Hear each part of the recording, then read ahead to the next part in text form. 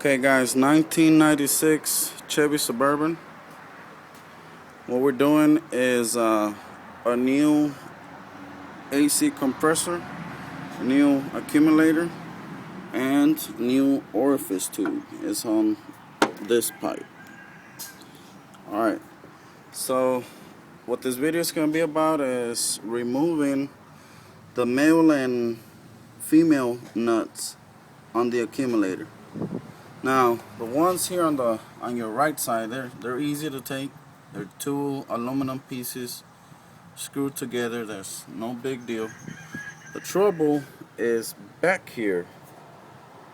Those two, male and female, especially the male, rusts into the aluminum and it's bonded together and it's really hard to take off.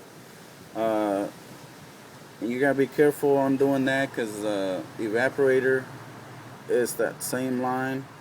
So what I do is I use a cutting wheel and cut some of the female nut, the aluminum part. I'm being careful not to cut into the threads of the male side, and it's worked several times for me on these. And here's the piece that I just cut off this one. You can see the threads and how much rust is built into those things. And here's the new compressor.